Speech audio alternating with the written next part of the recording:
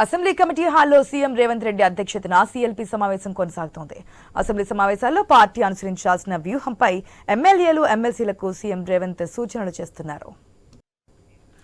Assembly committee హాల్లో CM Revanth Reddy అధ్యక్షతన CLP సమావేశం కొనసాగుతోంది. అసెంబ్లీ సమావేశాల్లో పార్టీ అనుసరించాల్సిన వ్యూహంపై ఎమ్మెల్యేలు, ఎమ్మెల్సీలకు సీఎం రేవంత్ సూచనలు చేస్తున్నారు. పూర్తి అప్డేట్స్ మా స్పెషల్ కరెస్పాండెంట్ సునీల్ ద్వారా తెలుసుకుందాం.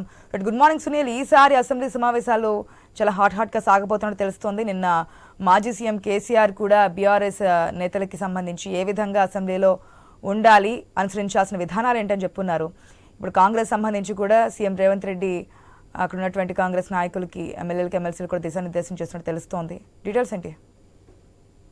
శీతాకాల సమావేశాలు మరి కాసేపట్లో ప్రారంభం కాబోతున్నాయి. 10:30కు ఈ సమావేశాలు ప్రారంభం కానున్నాయి. ఇప్పటికే సీఎం మంత్రులు అసెంబ్లీకి చేరుకున్నారు.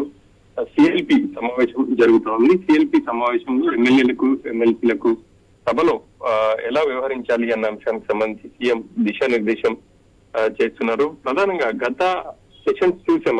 ఆ సెషన్స్ లో విపక్ష నేతలు అధికార పార్టీపై తీవ్ర స్థాయిలో వాళ్ళు ఆరోపణలు, విమర్శలు చేస్తూ వచ్చారు. విపక్షాలనే పై చేయన్నట్టుగా కూడా వివరించారు. కానీ ఈసారి అలా కాకుండా విపక్ష సభ్యులను ధీటుగా ఎదుర్కొనేలా కాంగ్రెస్ పార్టీ వ్యూహం చేస్తుంది. అందులో భాగంగానే సీఎం సభ్యులకు దిశా నిర్దేశం చేస్తా ఉన్నారు. కాంగ్రెస్ పార్టీ అధికారంలోకి వచ్చి ఏడాది పూర్తయింది. ఏడాదిలో పార్టీ ప్రభుత్వం చేసినటువంటి సంక్షేమ కార్యక్రమాలకు సంబంధించి కూడా సభ్యులకు ఆయన వివరించే ప్రయత్నం చేస్తున్నారు. మరి కాసేపట్లోనే ఇక అసెంబ్లీ కూడా ప్రారంభం కాబోతుంది. ఇక అసెంబ్లీలో ఈసారి వాడి వేడిగా జరిగే అవకాశాలు అయితే స్పష్టంగా కనిపిస్తా ఉన్నాయి. ఈ రోజు అసెంబ్లీలో 5 బిల్లులను, 5 నివేదికలను ప్రభుత్వం ప్రవేశపెట్టబోతా ఉంది. ఇంకా ఆ తర్వాత తెలంగాణ తల్లి విగ్రహానికి సంబంధించి కూడా సీఎం ఈ రోజు సభలో అధికారిక ప్రకటన చేయబోతున్నారు. ఆ తర్వాత స్వల్పకాలిక చర్చ ఉండే అవకాశాలు అయితే కనిపిస్తున్నాయి. ఇక తెలంగాణ తల్లి విగ్రహానికి సంబంధించి ఇప్పటికే బీఆర్ఎస్, ప్రతిపక్ష బీఆర్ఎస్ తీవ్ర స్థాయిలో విమర్శలు చేస్తా ఉంది. విపక్ష నేత కేసీఆర్ కూడా ఆయన నిన్న తన కామెంట్స్ కూడా చూసాం మనం. ఇక దీన్ని బట్టి చూస్తుంటే ఈ రోజు సభలో తెలంగాణ తల్లి విగ్రహానికి సంబంధించి పెద్ద దుమారం అయితే అవకాశాలు అయితే స్పష్టంగా కనిపిస్తా ఉన్నాయి. ఇప్పటికే బీఆర్ఎస్ ఎమ్మెల్యేలు అసెంబ్లీకి చేరుకున్నారు. వాళ్ళు ఇటు రేవంత్ రెడ్డి, అదేవిధంగా అదాని ఉన్నటువంటి టీ-షర్ట్ ని ధరించి వాళ్ళు అసెంబ్లీకి వచ్చే ప్రయత్నం చేశారు.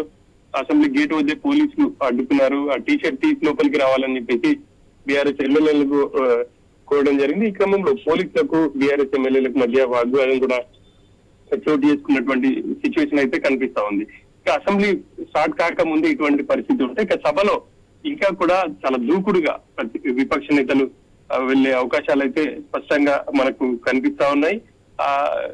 నిన్న బీఆర్ఎస్ ఎల్పీ సమావేశంలో కూడా కేసీఆర్ సభ్యులకు అదే దిశానిర్దేశం చేశారు.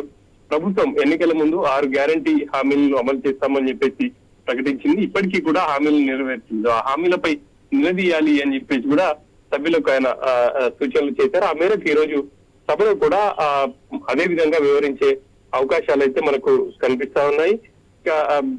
వాటిని ధీటుగా ఎదుర్కొనేందుకు కాంగ్రెస్ కూడా ఇటు ప్రయత్నాలు అయితే చేస్తుందని చెప్పేసి చెప్పుకోవాలి. ఆ మేరకు సీఎం సభ్యులకు దిశానిర్దేశం చేస్తున్నారు. మరి కాసేపట్లోనే అసెంబ్లీ సమావేశాలు కూడా ప్రారంభం కాబోతున్నాయి. ఈ రోజు సమావేశం తర్వాత 2 రోజులు వాయిదా పడే అవకాశాలు ఉన్నట్టు తెలుస్తా ఉంది. ఇక ఈ సమావేశాలు ఈ రోజు వాయిదా పడిన తర్వాత బీఐసీ సమావేశం ఉండబోతోంది. సమావేశంలో అసెంబ్లీ ఎన్ని రోజులు నడపాలి ఏంటి అనేది స్పీకర్, విపక్ష నేతలు, అదేవిధంగా శాసనసభ వ్యవహారాల శాఖ మంత్రి శ్రీధర్ బాబు సమక్షంలో చర్చించబోతున్నారు. ఆ తర్వాత అసెంబ్లీ ఎన్ని రోజులు ఉంటుంది అనేది కూడా ప్రకటించే అవకాశం ఉంది. ఈసారి అసెంబ్లీ సమావేశాల్లో ప్రధానంగా ధరణికి సంబంధించి ప్రభుత్వం మార్పులు, చేర్పులు చేసింది. ఇప్పటికే సబ్ కమిటీ కూడా వేసింది. ఆ సబ్ కమిటీ వివిధ జిల్లాల్లో పర్యటించింది. రైతులు, అదేవిధంగా అన్ని వర్గాల అభిప్రాయాలను కూడా తీసుకుంది.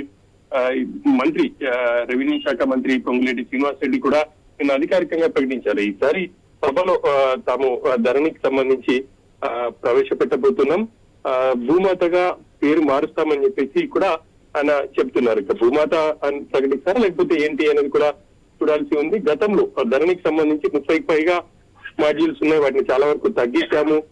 గతంలో ఇట్లా ధరణిలో చాలా ఇబ్బందులు ఉన్నాయి. రైతులు కావచ్చు, లేకపోతే ఎవరైనా భూమి కొనుగోలు చేసినప్పుడు వీళ్ళందరూ కూడా ఇబ్బందులు పడినటువంటి సిచ్యువేషన్ అయితే ఉంది. ఆ మేరకు తాము మార్పులు చేర్పులు చేస్తూ ఉన్నాము.